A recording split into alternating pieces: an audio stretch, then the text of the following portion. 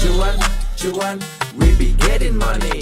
Cuan. Oke guys, sebelum kita lanjut, grup STS akan nomor lagi STS di bulan Agustus tentunya ya. Di sini udah ada grupnya teman-teman. Ini adalah STS Rekom Agustus dan STS Diskusi Agustus. Nah, teman-teman akan langsung tergabung ke dua grup ini kalau teman-teman join. Dan di STS Agustus ada bonus yang menarik banget, yaitu perkiraan dividen saham di bursa tahun 2027. Nah, teman-teman kalau pengen join langsung kita undang ke sini dan teman-teman langsung bisa download bonusnya. Nah, seperti ini guys ya perkiraan dividennya guys. Ini ada 300-an saham untuk saat ini terus diupdate guys. Dan kalau teman-teman download di STS Rekom tentu aja nggak ada item-itemnya guys. Nah, ini contoh nih ada yang bagi 6%, ada yang 10% kayak gitu ya. Nah, ini teman-teman bisa beli saham tersebut jauh-jauh hari biar nggak dapat dividen trap. Nah, kita akan lihat untuk STS yang masih jalan saat ini. Jadi STS ada dua rekom ya, rekom swing dan rekom biasa atau rekom BSJP ODT. Nah, kalau swingnya itu kita pilihin saham-saham yang berfundamental bagus dan nggak terlalu volatil. Jadi teman-teman yang kerja itu bisa beli. Nah, memang nggak harus selalu megangin atau ngelihatin chart kayak gitu kalau menu swingnya. Nah, kalau misalnya teman-teman bisa pantau, teman-teman bisa ngambil juga menu-menu ODT BSJP-nya macam Yellow, PJHB, Koci dan sebagainya yang saham-saham gorengan teman-teman ya. Langsung catat aja guys, kontak ada di situ teman-teman, kita langsung masukin ke grupnya nih, langsung download juga bonus ya. Kita lanjut ke videonya guys. Oke guys, kita kali ini akan buat video tentang saham IPO teman-teman ya, dan ini menyedihkan sekali. Udah tumbang semua, tapi kalau WBSA masih arah lagi ke WBSA. PRDL masih arah lagi ya untuk tadi sempat turun sampai ke kuning arah ya, terus turun ke kuning terus dia naik lagi kalau si PRDL. Tapi kalau Rans ini nggak naik teman-teman. Ya stay aja di sini guys ya. Sebenarnya sih ya kita udah profit sebenarnya, tapi kan kurang maksimal kayak gitu. Karena memang udah jatahnya kecil, naiknya nggak terlalu tinggi kan, buang-buang waktu. Ngerasa nggak sih kalian? Kalau misalnya jatahnya gede nih, misalnya naik jatahnya 10% gitu ya, atau 5% gitu kayak JEC gitu, arah sekali dua kali nggak ada masalah. Cuman si Ransin jatahnya kecil kayak gitu ya. Jatahnya dikit cuman 3 lot gitu ya. Jatah atasnya juga kecil cuma 0, berapa 0,4 atau 0,5. Jadi kalau arahnya cuma sekali dua kali kan kita jadi rugi waktu. Ya kan uangnya ditahan kan. Paling nggak ditahannya 5 hari kan uangnya. Jadi ya nggak worth it lah kalau seperti ini teman-teman. Nah, kita akan bahas nih kenapa sih kok IPO yang sekarang tuh seperti ini. Nggak kayak WBSA atau RLCO yang kemarin. Nah, sebenarnya saya juga agak sedikit heran teman-teman ya. Kenapa kok bisa seperti ini awalnya? Awalnya saya tuh heran kenapa bisa seperti ini kayak gitu. Tapi setelah saya konsultasi sama temen gitu ya, terus saya dapat info juga ternyata ini ada maksudnya teman-teman. Nah, ini maksudnya akan saya jelasin di sini guys. Nah, tapi ya apapun itu guys, teman-teman harus syukurin kita semua IPO profit teman-teman ya, nggak ada yang langsung turun. Jadi kalau IPO itu yang jelek itu kalau abis IPO listing langsung ARB langsung merah, nah itu kan rugi. Nah kalau posisi sekarang kan kita masih profit, masih syukuri walaupun profitnya nggak terlalu maksimal. Jadi masih disyukuri kita dapat profit misalnya 80%, 70% gitu ya. Nah atau 50% kan masih profit artinya kayak gitu. Jadi harus disyukuri teman-teman.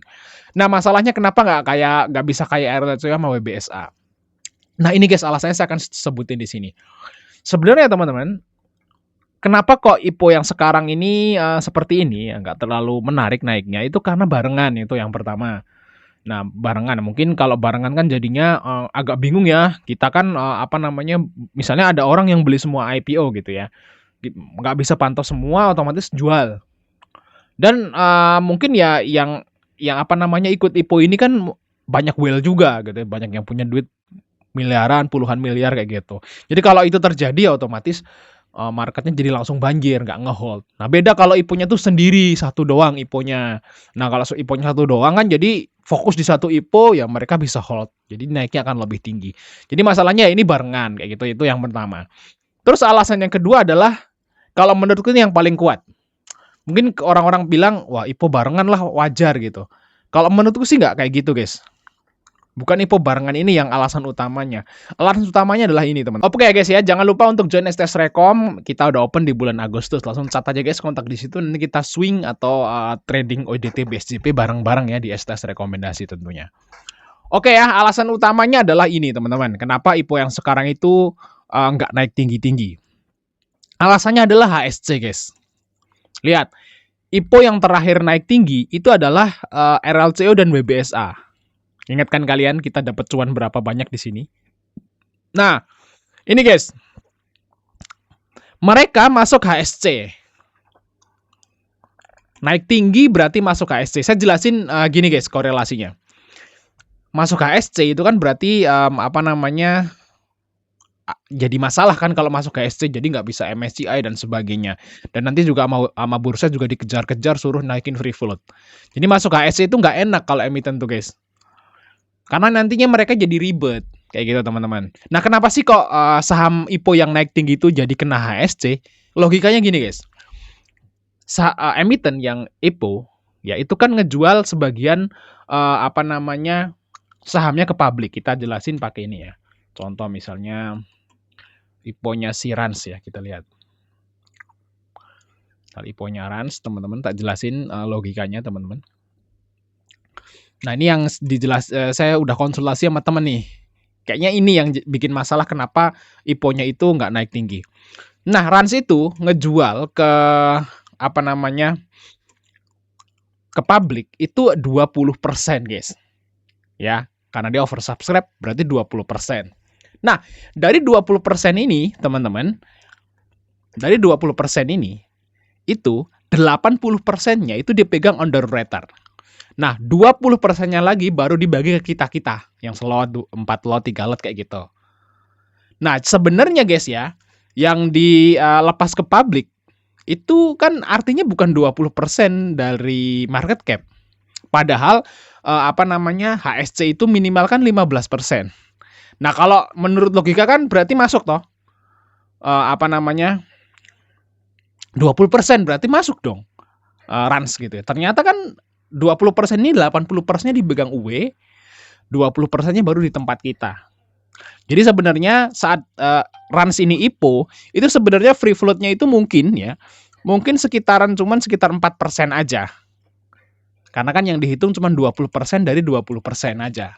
Kayak gitu teman-teman. Jadi artinya cuma 4% kayak gitu doang. 4%, 3%, 4% kayak gitu. Nah, kecil kan? Nah, gimana caranya biar free float-nya itu jadi 15% lagi? Nah, otomatis harusnya underwriter-nya tuh ngejual ke retail biar porsi retailnya nambah, ya. Porsi underwriter-nya habis atau berkurang drastis, porsi retailnya nambah. Tapi masalahnya kalau saham yang naik tinggi, otomatis underwriter-nya atau bandarnya sana, emitennya itu makan jatah retail. Kan dia naik terus RLCO sama WBSA. Dia makanin yang slot 2 lot gitu, dapat jatah itu makan sampai naik tinggi sekali. Nah, otomatis free float-nya habis dong. Jadi free float-nya dipegang mereka juga. Nah, akhirnya dia masuk HSC. Kayak gitu, guys. Paham ya? Jadi kalau saham IPO yang naik tinggi, sekarang udah pasti HSC. Jadi penyebab saham IPO itu nggak bisa naik tinggi, ya karena HSC, teman-teman. Ini penyebabnya. Karena WBSA RLCO belum ada HSC dulu. Nah, baru sekarang nih udah mulai bahas HSC. Jadi susah kalau kayak gini, teman-teman. Ya berarti emiten-emiten tuh takut masuk HSC. Jadi mau nggak mau kayak si Rans hari ini, nah dia ngejual tuh jatah dia ke publik biar nggak masuk HSC kayak gitu, biar banjir. Jadi dia free float-nya itu memenuhi target 15%. Jadi kalau Rans ya mungkin seperti itu. Kalau PRDL saya nggak tahu nih. Kalau PRDL ini belum bisa nih harusnya masuk. Mungkin dia kan masuk HSC juga untuk PRDL nih karena dia arah lagi kayak gitu. Nah, tapi coba kita lihat nanti. Dan alasan paling masuk akal ya itu kenapa saham IPO yang sekarang itu naiknya nggak terlalu tinggi ya karena HSC. Kayak gitu guys ya. Semoga aja membantu dan gimana menurut kalian? Thanks sudah nonton. Sampai ketemu di video berikutnya.